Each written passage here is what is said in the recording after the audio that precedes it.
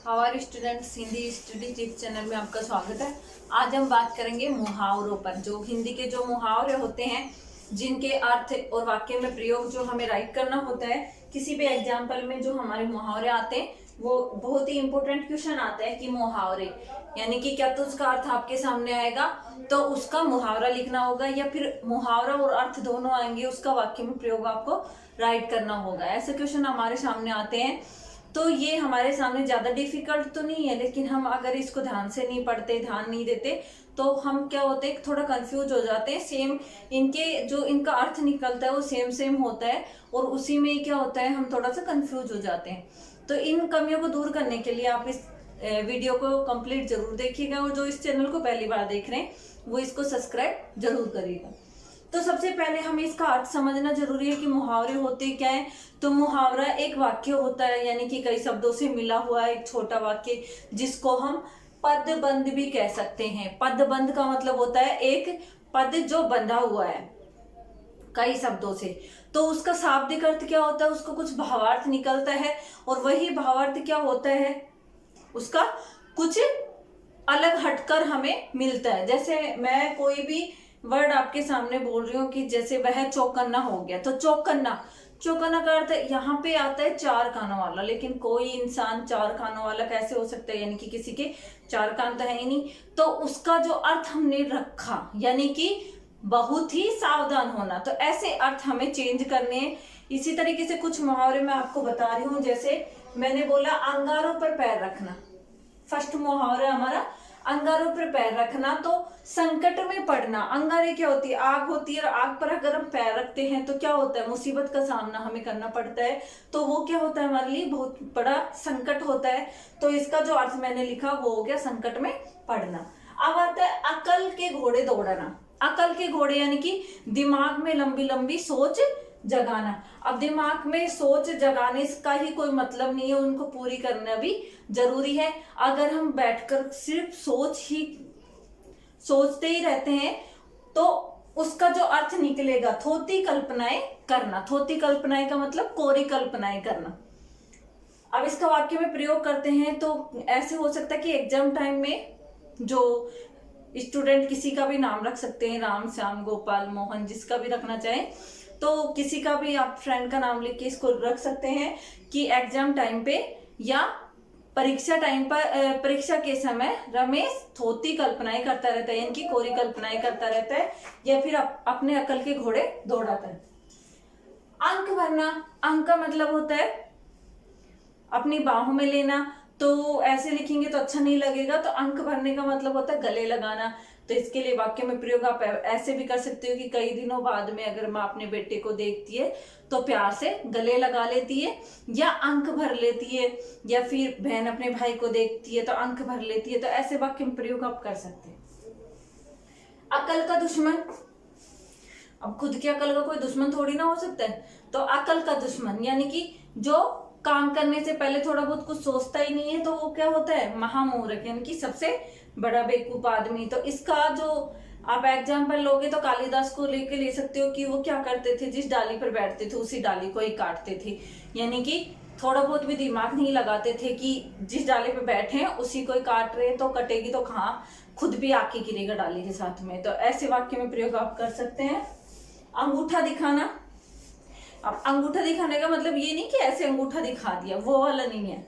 अंगूठा दिखाने का मतलब होता है किसी चीज के लिए साफ मना कर देना। अगर कोई आपका दोस्त सही समय पे आपको जब उसकी जरूरत रहती है उस समय पर किसी काम के लिए वो साफ मना कर देता है, तो उसका मतलब हो गया अंगूठा दिखाना।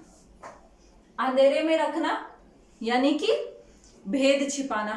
कोई भी अपना कोई रहस्य छिपाता है तो उसका मतलब क्या होता है, भेद छुपाना, यानी कि अंधेरे में रखना। किसी बात से अगर आप किसी बात से किसी आपको जानकारी नहीं है तो आप उसका वाक्य में प्रयोग इस तरीके से कर सकते हैं कि रमेश एक चोर था, हमें कितने दिनों से अंधेरे में रख रखा था। इसी के साथ हम और मुहावरे यहाँ पे मैं राइट करती हूँ और उनके अर्थ बताती हूँ।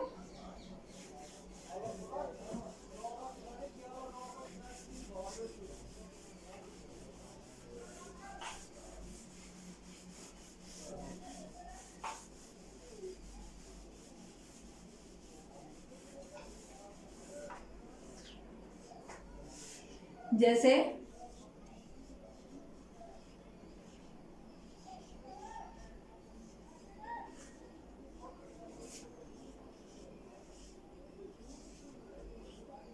अड़ियल टट्टू। अड़ियल टट्टू का मतलब क्या होता है? जिद्दी या बात बात पर अड़ना। अड़ियल टट्टू की जो कहानी आपने सुनी भी होगी, वो एक चप्पल वाली। तो अड़ियल टट्टू का मतलब होता है जिद्दी।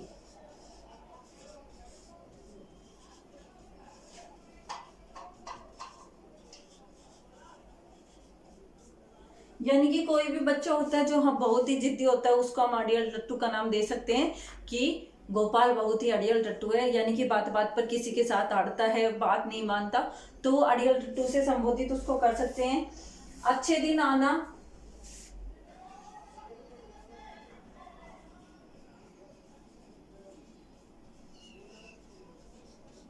अच्छे दिन आना यानी कि भाग्योदय होना।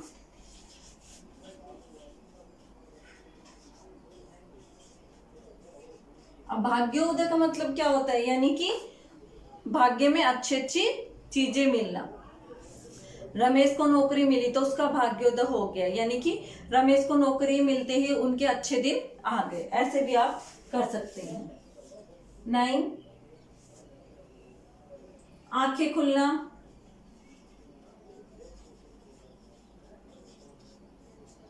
आंखें खुलने का मतलब होगा सचेत होना।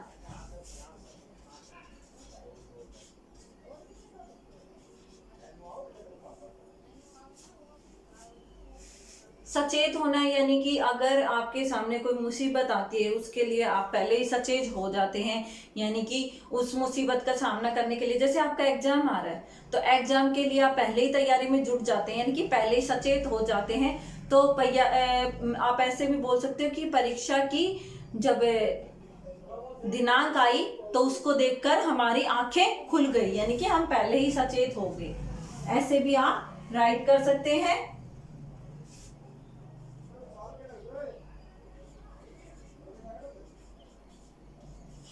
आंखें लड़ाना।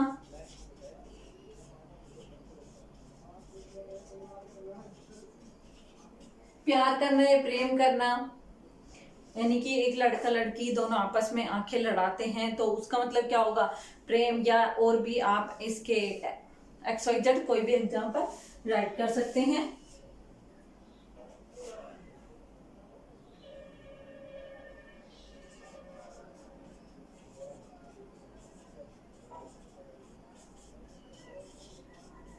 आंखें बंद होना।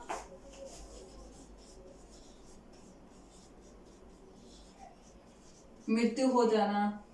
आंखें बंद होना, मृत्यु हो जाने में कितना भाग्यहीन हूं कि जब तक मैं पहुंचा उससे पहले माता जी की आंखें बंद हो गई।